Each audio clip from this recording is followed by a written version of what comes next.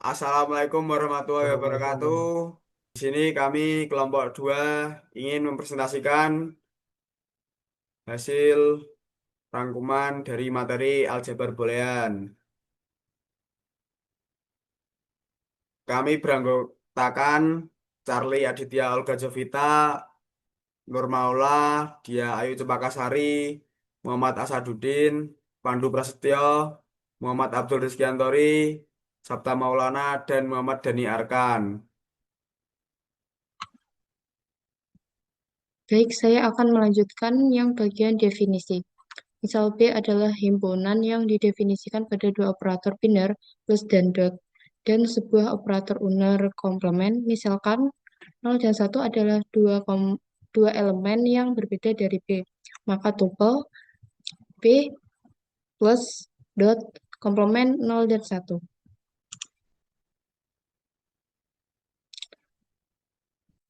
Aksioma atau aturan dasarnya itu meliputi satu identitas. Yang pertama itu ada A plus 0 sama dengan A. Yang kedua ada A dot 1 itu sama dengan A. Yang kedua ada komutatif. Yang pertama A plus B itu sama saja dengan B plus A. Yang kedua itu B dot B itu juga sama saja dengan B dot A.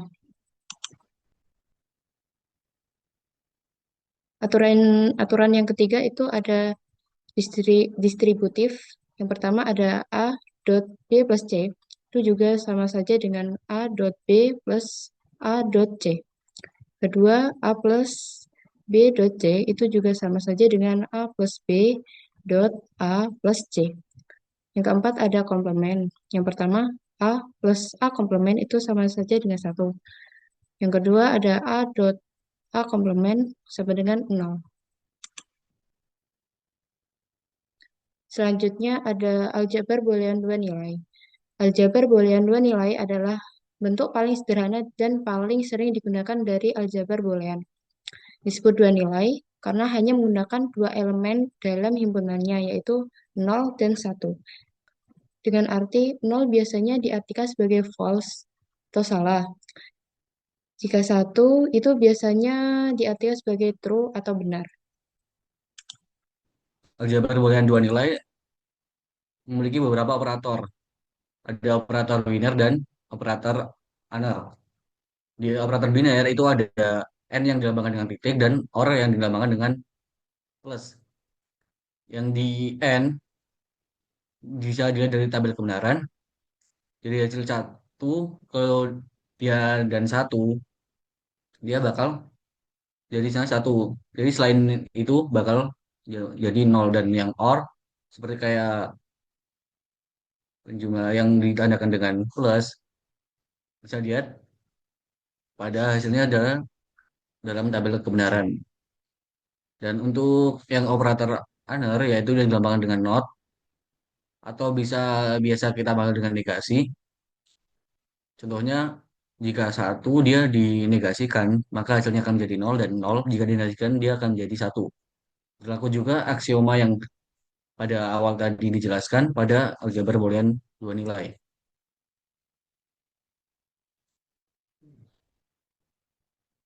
Yang selanjutnya ada ekspresi boolean. Ekspresi boolean adalah rumus logika yang dibentuk dari yang pertama ada variabel boolean, misalnya ada A, B, C, yang lainnya bisa nol ataupun satu. Yang kedua ada operator boolean, yang tadi ada plus atau itu tadi ada plus or, terus titik yang sama dengan n dan koma atas atau bisa dibilang negasi. Dan yang ketiga ada konstanta yaitu nol dan satu.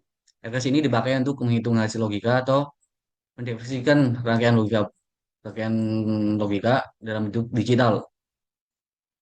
Contohnya seperti 0, 1, A atau A plus B, A titik B, negasi A titik B plus C, dan sebagainya. Selanjutnya adalah hukum-hukum aljabar boolean. Terdiri dari beberapa hukum. Yang pertama, hukum identitas. Menambahkan nol atau mengalihkan satu tidak mengubah nilai. Yang kedua, hukum idempoten. menambahkan atau mengalihkan dirinya sendiri, hasilnya tetap sama. Yang ketiga, hukum komplement, sesuatu atau kebalikannya selalu benar, atau sesuatu dan kebalikannya selalu salah. Yang keempat, hukum dominasi, yaitu jika n dengan 0, hasilnya pasti 0. Dan jika OR dengan 1, hasilnya pasti 1. Yang kelima, hukum involusi. Dibalik 2 kali, hasilnya kembali ke awal.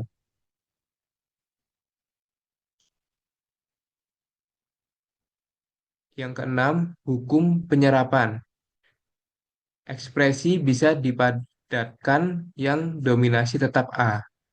Yang ketujuh, hukum komutatif, urutan tidak mempengaruhi hasil. Yang kedelapan, hukum asosiatif, pengelompokan tidak mempengaruhi hasil. Yang kesembilan, hukum distributif, seperti distribusi sekalian pada aljabar biasa. 10. Hukum De Morgan, membalik ekspresi dengan membalik operator N atau OR. Yang 11, hukum 0 dan 1. Kebalikan dari 0 adalah 1, kebalikan dari 1 adalah 0. Selanjutnya ada fungsi boolean. Jadi fungsi boolean ini adalah ekspresi matematika yang menggunakan variabel biner dan operator logika. Bila direpresentasikan lagi dalam bentuk rangkaian logika, itu akan menjadi gerbang logika, yaitu gerbang logika AND, gerbang logika OR, dan gerbang logika NOT. Dan berikutnya ada contoh-contoh fungsi boolean yang disebutkan bahwa fx sama dengan x itu fungsi identitas dan fx y sama dengan x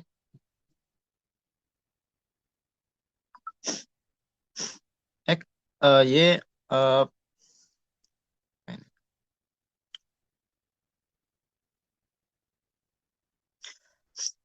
selanjutnya adalah f x y itu adalah x not y dan or x y not or y dan seterusnya. Lanjut.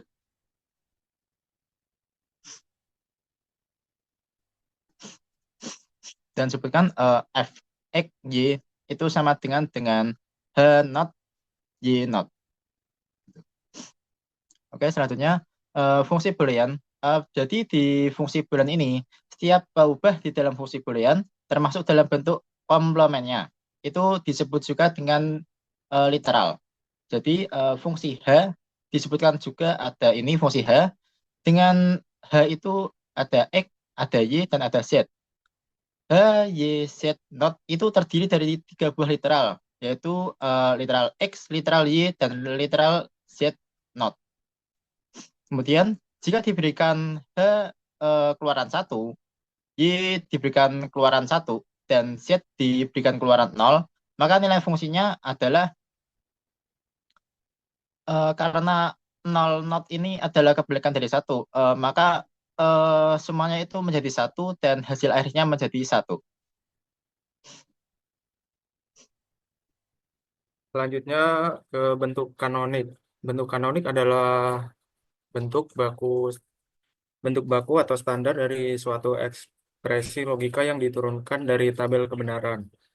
Tujuannya yaitu supaya setiap fungsi logika bisa dituliskan dalam bentuk yang seragam dan mudah dianalisis.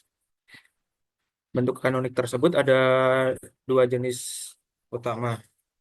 Yang pertama yaitu bentuk kanonik disjungtif, disebut juga dengan sum of product atau SOP.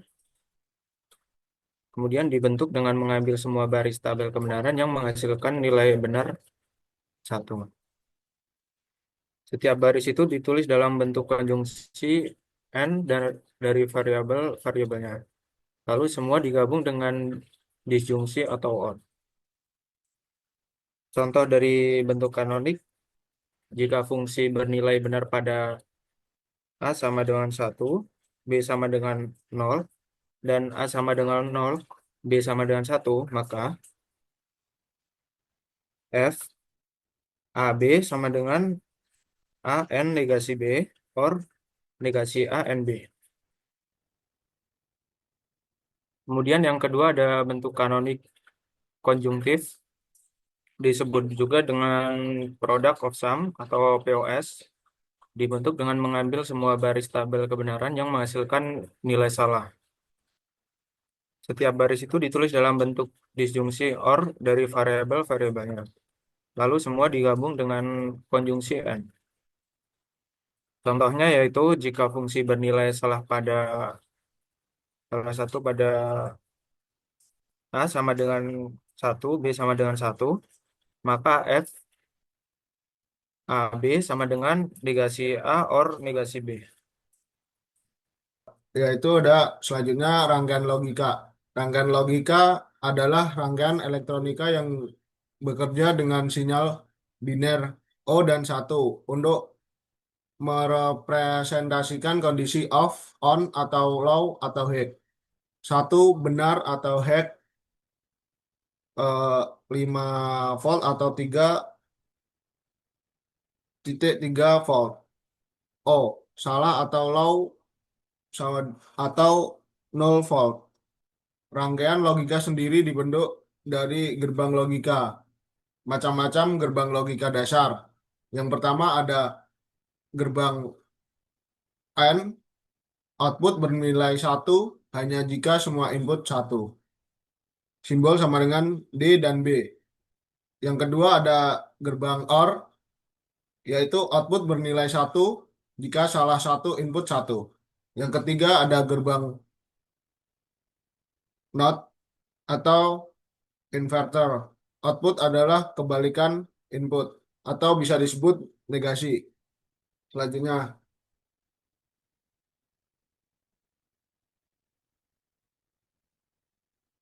dan di sini tabel gerbang logika dasar. Yang pertama ada di gerbang N, yaitu jika 1 ketemu 1 maka outputnya akan 1. Jika gerbang OR, jika salah satunya ada angka 1 maka hasilnya akan 1. Dan jika gerbang NOT, maka kebalikannya. Apabila inputnya 0 maka outputnya 1. Dan jika inputnya 1 maka outputnya 0. Selanjutnya, Penyederhanaan fungsi boolean. Definisi singkat penyederhanaan. Menyederhanakan fungsi boolean berarti mencari bentuk lain yang ekuivalen tetapi memiliki jumlah literal atau operasi lebih sedikit. Sehingga rangkaian logika yang diimplementasikan menjadi lebih sederhana. Contohnya, logika F. Ada X dan Y dengan X negasi Y plus X Y negasi plus Y negasi disederhanakan menjadi X negasi plus Y negasi F X Y sama dengan X negasi plus Y negasi F X Y sama dengan X negasi plus Y negasi. Tiga metode utama yang dicantumkan. Penyederhanaan secara aljabar, Pak, menggunakan hukum-hukum boolean. Lalu menggunakan peta Karnaugh atau Kmap, metode grafis, Quinn McCluskey atau metode tabulasi atau algoritmis. Oke, selanjutnya ada peta Carnot. Peta Carnot atau Kmap merupakan metode grafis untuk menyederhanakan fungsi boolean. Metode ini ditemukan oleh Maurice Carnot pada tahun 1953. Peta Carnot adalah sebuah diagram atau peta yang terbentuk dari kotak-kotak berbentuk bujur sangkar yang bersisian. Tiap kotak mempresentasikan sebuah minterm. Tiap kotak dikatakan bertetangga jika minterm-minterm yang mempresentasikannya berbeda hanya satu buah literal. Contoh peta Carnot dengan dua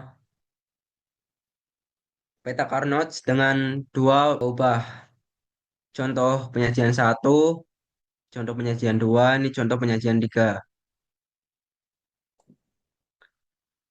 Peta Carnot dengan 3 berubah. Gimana? Ini contohnya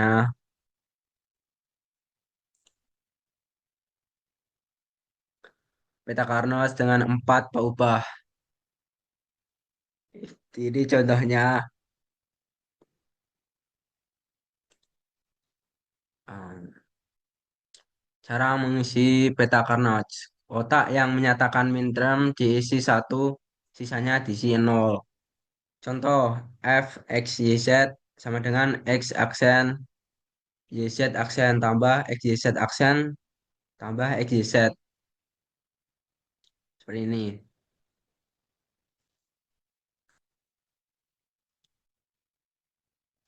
Contoh F X Y Z sama dengan X Z aksen tambah Y.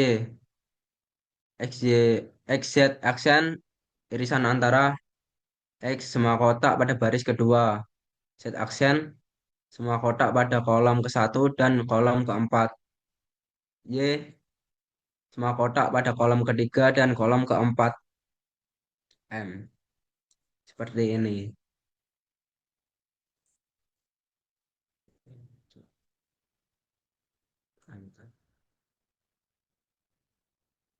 Teknik minimalisasi fungsi boolean pada peta Carnot. Penggunaan peta Carnot dalam penyederhanaan fungsi boolean dilakukan dengan cara menggabungkan kotak-kotak yang bernilai 1 dan saling bersisian. Kelompok kotak yang bernilai 1 dapat membentuk pasangan 2 kuat 4 oktal 8. Oke, sekarang pada bagian keadaan don't care. Keadaan don't care adalah kondisi bentar, bentar. Nilai peubah yang tidak diperhitungkan oleh fungsinya. Artinya artinya nilai 1 atau 0 dari peubah don't care tidak berpengaruh pada hasil fungsi tersebut. Contoh, peraga digital angka desimal 0 sampai 9. Jumlah bit yang diperlukan untuk mempresentasikan sama dengan 4 bit.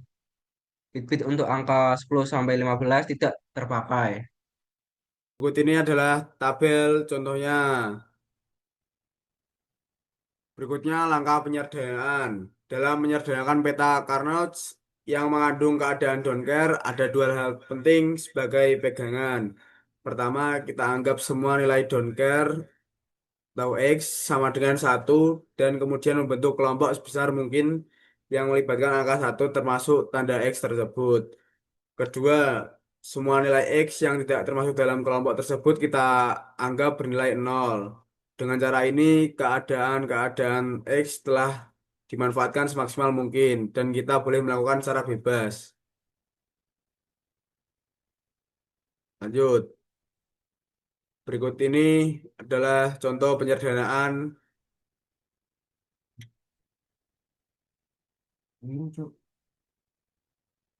Lanjut.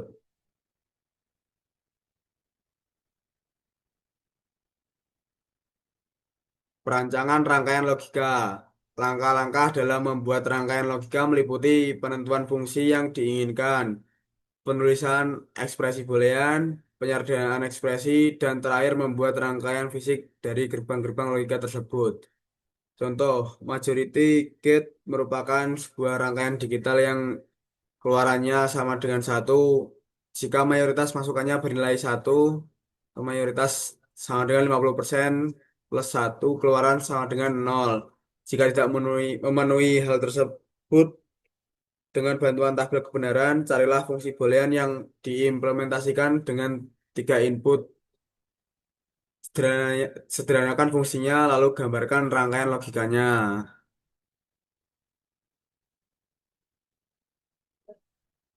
Berikut ini adalah contoh perancangan rangkaian logika.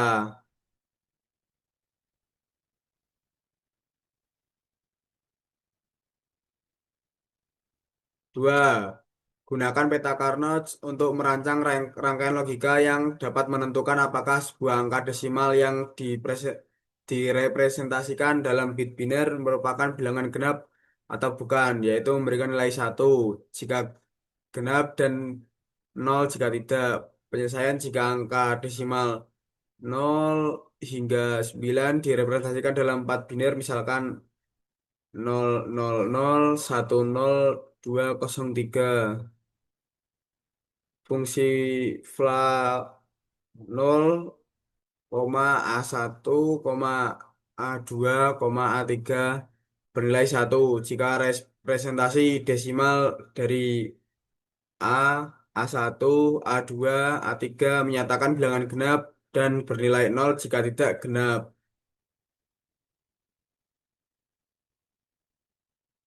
Berikut adalah tabel kebenaran dari yang tadi saya sebutkan.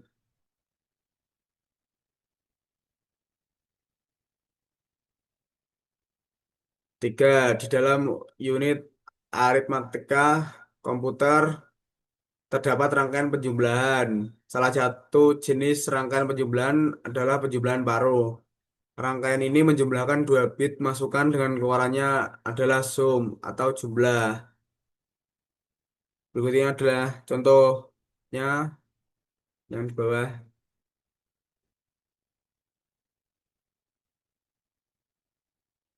Buatlah rangkaian logika yang menerima masukan 2 bit dan menghasilkan keluaran berupa kuadrat dari masukan. Sebagai contoh, jika masukannya 11 atau 3 dalam sistem desimal, maka keluarnya adalah 1001 atau 9 dalam sistem desimal. Misalkan 2 bit masukan kita simbolkan dengan XY dan kuadratnya 4 bit kita simbolkan dengan ABCD.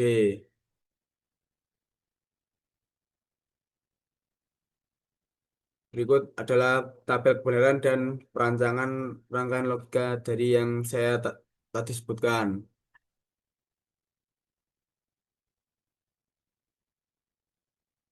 5. Sebuah instruksi dalam sebuah program adalah if A lebih besar dari B, then write-len A, else write-len B. Nilai A dan B dibandingkan masing-masing panjangnya 2 bit. Misalkan A 1 kali A 2 dan B1 kali B2. Buatlah rangkaian logika yang sudah disederhanakan, tentunya yang menghasilkan keluaran 1 jika A lebih besar dari B atau 0 jika tidak. Gambarkan kembali rangkaian logikanya. Jika hanya menggunakan gerbang NAND saja, gunakan hukum petunjuk, gunakan hukum De Morgan.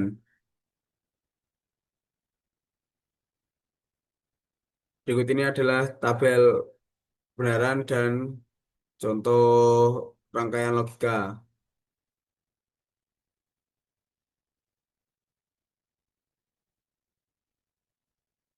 Lanjut.